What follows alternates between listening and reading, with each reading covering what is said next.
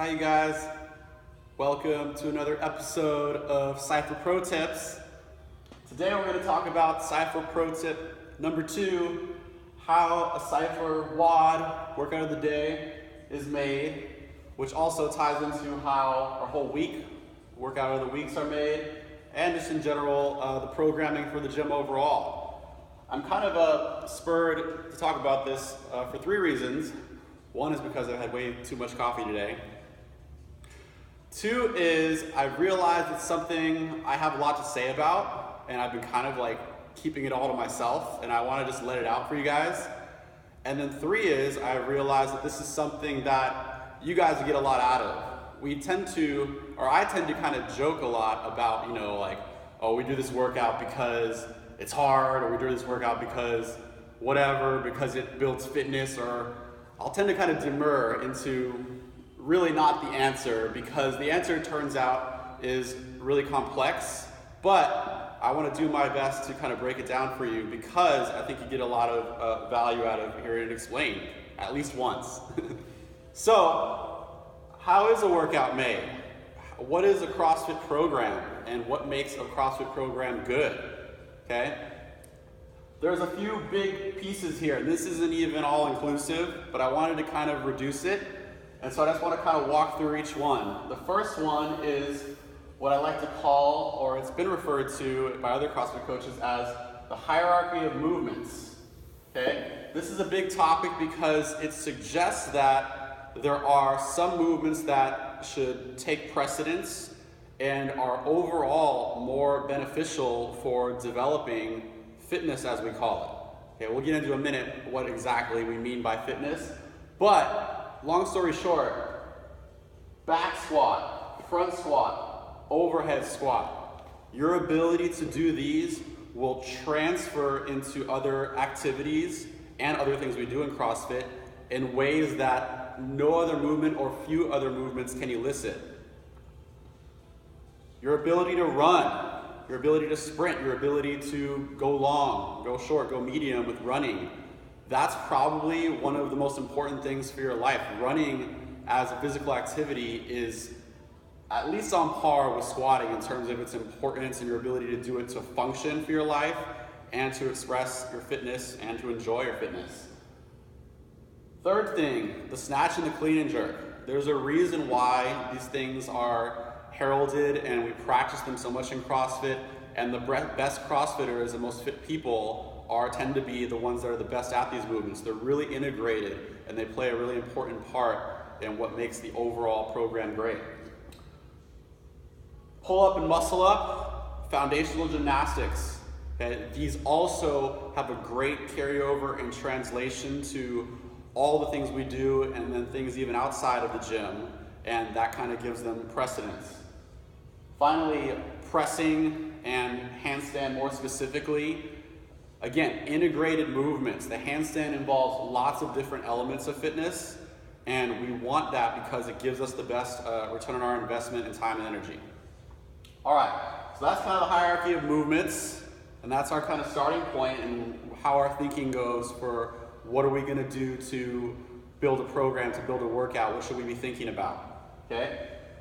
The second thing, and kind of on the other end of things, a little more grounded, is just scalability, okay? We want to make sure on the most basic level that a workout is accessible to a beginner and an advanced athlete at the same time.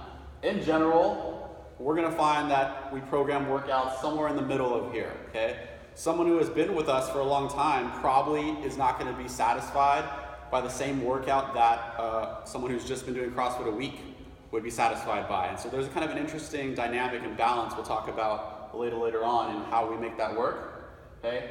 Third thing, and this is kind of a way I like to think for the long term, is the workout and the programming, are they developmentally oriented, okay? That comes to bear when we talk about movement frequency, okay? When we're developing a skill, we need to practice it regularly.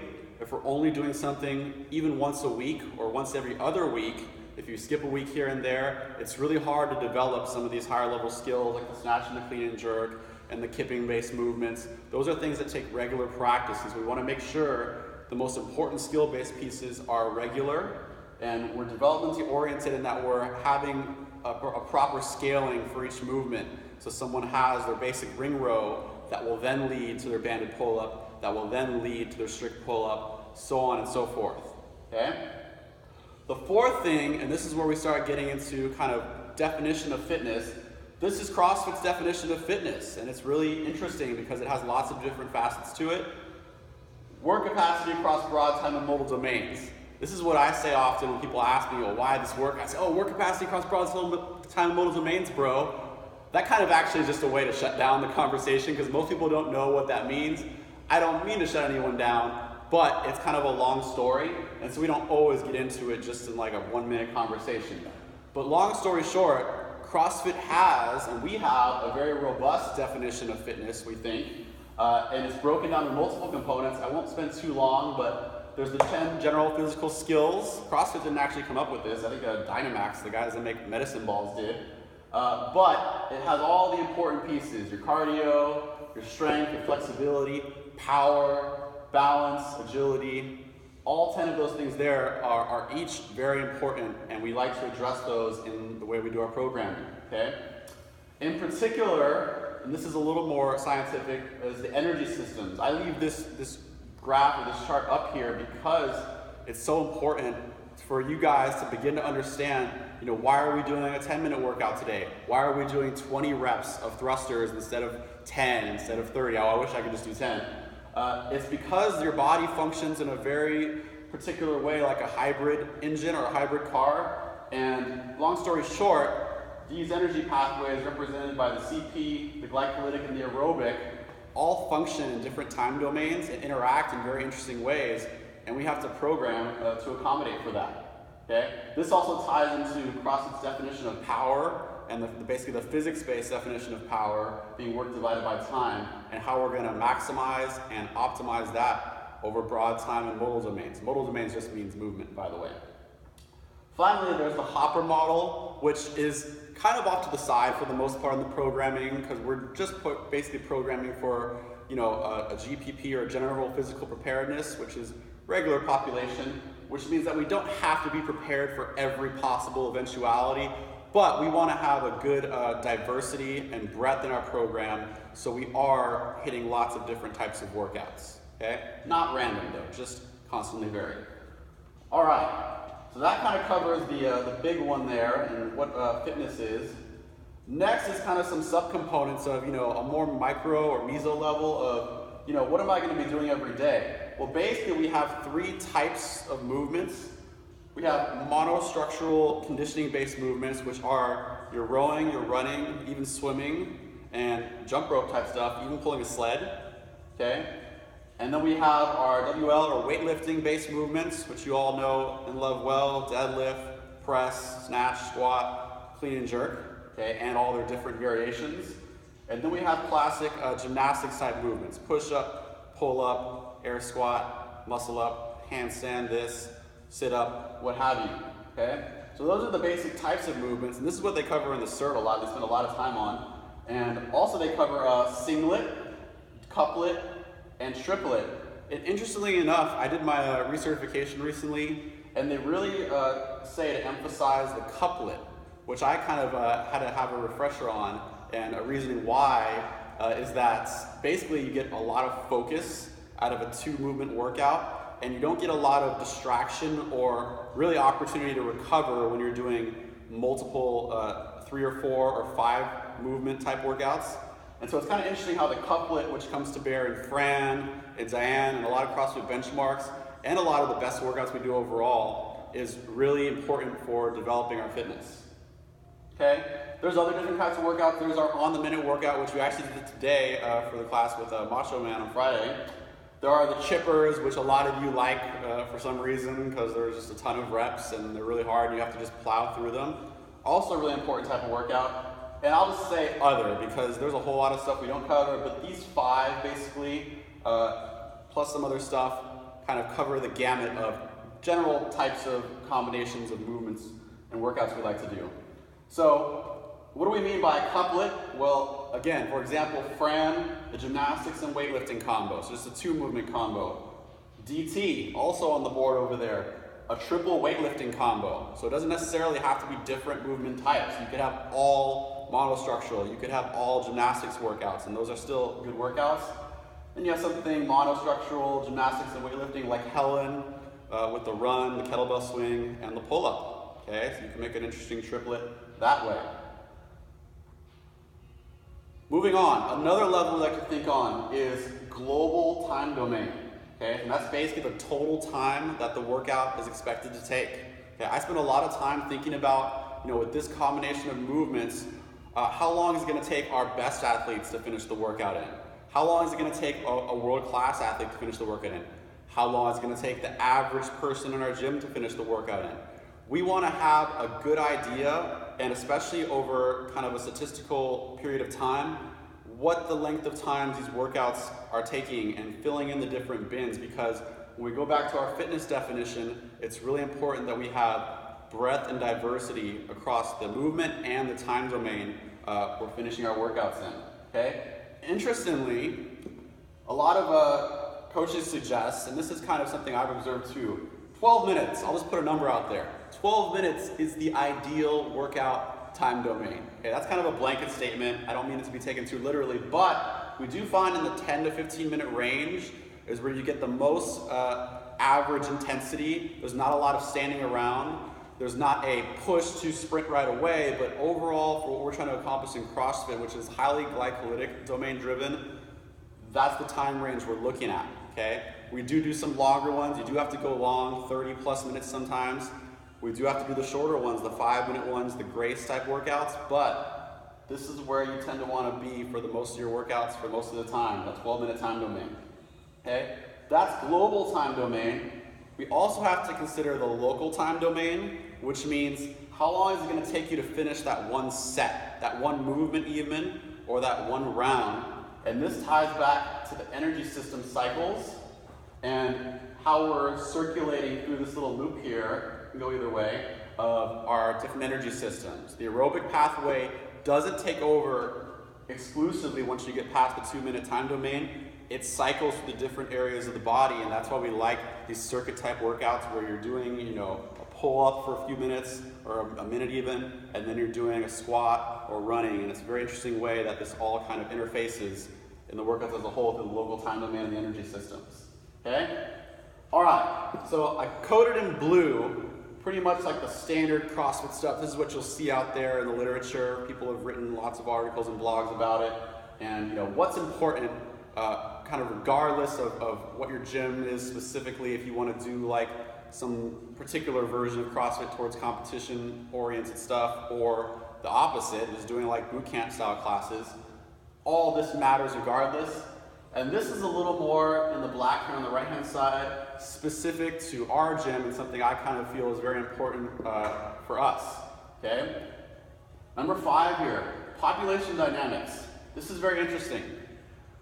Your goals, okay, or the average kind of goals of the gym population as a whole, your interests, all of these things matter, and they're dynamic, which means that they're changing over time, okay? When we have a member who's been with us for 4 years, they're going to go through a progression where they're going to be very satisfied by air squats, push-ups, sit-ups, and 25-pound clean and jerks for the first few months, first few weeks at least, and then they're going to want more. Okay, they're going to want to do RX workouts eventually. They're going to want to do the higher skill movements eventually. 5 months later, you get another beginner going through the same progression. 6 months later, you get a former NCAA, semi-pro, whatever, who's already starting at a high threshold, okay? And then you have the interaction of all these different people. How do we meet those demands, okay? This is something I spend a lot of time thinking about because the population is constantly changing, okay? Long story short, we run a GPP. That stands for General Physical Preparedness based program, okay? There are SPPs, specific or sport specific. This should be a S, second S, okay? And then there's competition or CrossFit competition-based programs, okay? We acknowledge basically the general population we're working with is interested in fitness for life and fitness to be able to be healthy overall versus trying to push the threshold versus trying to, snatch 300 pounds basically, or, squat 400 pounds in any short amount of time or do like a 2-minute Fran.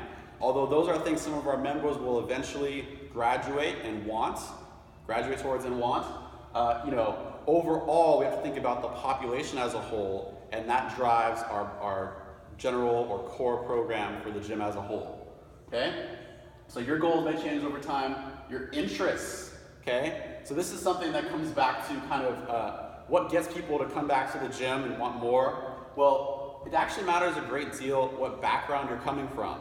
So if you're a runner, a lot of our people come from running or endurance-based backgrounds, we're not gonna try to throw everything under the sun that isn't running at you right away. Okay, what we wanna do actually is kind of build upon that interest you already have. And so we'll try to, called a compliment sandwich, okay? Try to sandwich that thing you already have experience with maybe 1 or 2 other things that you don't have experience with. Okay, so you have a foundation that will get you in the game, and that kind of drives this positive experience we want to facilitate every day, every class, that'll keep people wanting to come back for more. Okay, so your interests, those will change over time too, but these are things we think about when we're programming for the gym as a whole. Okay? 6th thing here, there's also kind of timely or seasonal variations. And so believe it or not, I actually do. I am responsive to things people bring up in class. Hey man, are we gonna do that workout they posted on the website or on the Facebook from last week? I'll actually go look at that workout like 9 times out of 10 and make a judgment whether it fits with the overall programming. But to keep it fun and keep the enthusiasm level up, it's good to kind of get involved with things that highlight or celebrate the community as a whole. And doing that workout that like 500 other gyms are out there doing, it matters. And it kind of makes people more enthusiastic to show up and want to participate in that. Okay? Digestible, user-friendly, and fun. Okay? I don't want to put workouts on the board where I'm going to spend half of the class herding cats. Okay, herding cats is when oh, what are we doing again? Oh, am I supposed to be over here? Oh, are we starting? Like, how do I explain all these 10 different movements in 20 minutes, not even the whole class sometimes? I don't want to be doing that. You don't get a lot of enjoyment out of that. And so we're going to tend to focus on workouts that, again, build off your existing knowledge and experience base, or are simple enough to explain that we can do so and go over all the movements in detail, and honestly just maintain a high quality of execution of the workout and the movements. That's where we want to be, and that's where we want to stay. Okay? Finally, and this is kind of on a more practical level, is just resource and coach friendly. Okay? We have a limited number of bars, we have a limited number of rowers, we have a limited amount of space. We want to take that in consideration. Again, we want to make sure you guys are having a really positive experience each day in here, and part of that is someone not having to worry about bumping into someone else, or oh, am I going to have enough weight or enough of this or enough of that to do the workout? We're going to have to wait for like the 4th heat to get in on this kind of workout. So again, there's a lot of kind of factors that come into play. This can all be kind of summarized here with the spoke or pinwheel model. And this is a great model to get familiar with because it not only applies to how a workout is made, it also applies to evaluating your own fitness. Okay? You can take the 10 physical skills and plot them on a similar model and think about how you can better optimize your fitness. Okay? You can also apply it to anything. You can apply it to one of those elements like strength and all the different aspects of strength and think about how that all fits in together. Okay? For this chart here, I drew 2 examples. On the blue is basically a standard kind of where we're at, what we try to do on a regular basis, realistic assessment of our programming. 1 through 8 here. 1 is, how well does it comply with the hierarchy of movements? 2 is how well does it scale? 3 is how well it's developmentally oriented, work capacity, takes into consideration population, timely, fun, digestible. Is it a good workout to do in our space with our resources? Okay? And so it's not a perfect circle. our goal would be to have a very even distribution, not necessarily at the furthest radius, okay, because that's like a perfect world and we don't necessarily have that, although we build towards that, but we'd like balance, okay, so wherever we're at here, ideally, we'd have an even circle, but that's not reality, we acknowledge that, okay, so maybe, given our population and our goals, we don't meet this perfectly. We don't practice the snatch and clean and jerk maybe as much as would be ideal to develop really, really robust and well-rounded fitness. But maybe that's a trade-off. Maybe that's a trade-off between how fun we can make the workouts and where the developmental status of our population is. Okay? But maybe we do a really good job at scaling. Okay? Maybe we do a pretty good job at being developmentally oriented. Maybe we do an okay job at the work capacity definition, so on and so forth. We do a really good job. I'd like to do a really good job of making sure our population's needs are well met. Maybe we don't keep up with the Joneses all the time. Okay, it's somewhere in the middle here. You know, there's things going on out there we can't always keep track of. We'd like to keep things user-friendly. We'd like to make sure each day is not crazy herding cats. Okay? So that's an example of kind of a well-balanced model that's not perfect. On the other hand, maybe this red one here, I kind of looked at it as a competition-based model. So if I were going to program for like people that wanted to compete in the local sphere or like make a run for the CrossFit Games, oh yeah, hell yeah, it'd be based on this hierarchy of movements. This is how you get the fittest athletes in the world, okay? Great job there, 9 out of 10, 10 out of 10. Scalability. If I have a workout with squat, snatches, and muscle-ups, can I scale it? Yes. Can I execute that in the real world, given our resources? Maybe not, okay? I could do a pretty poor job of scaling if I wanted everyone to run a program built for CrossFit Games athletes, okay? Is it developmentally oriented? Sure, you know, it's gonna get some people growing. Is it meeting the CrossFit definition of fitness? Probably. Is it meeting the needs of our population? Is it timely and seasonal? Probably. I probably am really following like what's going on in the world if I'm doing a comp-based program. Is it user-friendly? I don't know. It just depends. And then is it resource or coach-friendly? Probably not. There's everything under the sun. Okay, so those are just two examples. Not to get too caught up in that, but this can vary. And what we'd like to do is find the weakest link and push that out a little bit so that it starts filling out the circle better. Not necessarily maximizing each element as a whole. Just like in CrossFit, we try to shore up that weakest link first, and then we try to expand the radius of the circle, okay? This is a brief overview. I know I've already taken like 10 or 15 minutes just to kind of go over this in a really shortened, truncated sense, but hopefully this gets you guys starting to understand the type of thinking that goes into the programming for each day, the programming for each week, and the programming that kind of fluctuates over the seasons of the year even. It's something I'm really interested in, and it kind of fits my background and my kind of OCD personality. I want to make sure that we're doing a really good job of improving this over time. We haven't repeated a week or a month of programming. I've thought about doing it because that'd be kind of fun to see if anyone notices, but we've never repeated a cycle of programming for the 4 years we've been open here. And that's because this is something that's constantly evolving. As much as the members and are changing and we're growing our gym population, this is something that will always change, and we're constantly taking feedback in. I'm constantly looking at, was this well executed? Is this something another coach could execute? Is this something that the gym members 2 months from now would like to do again? Or is it something we'll probably only do once and move on from? Okay? I hope you enjoyed this episode. Looking forward to another one soon. Bye-bye.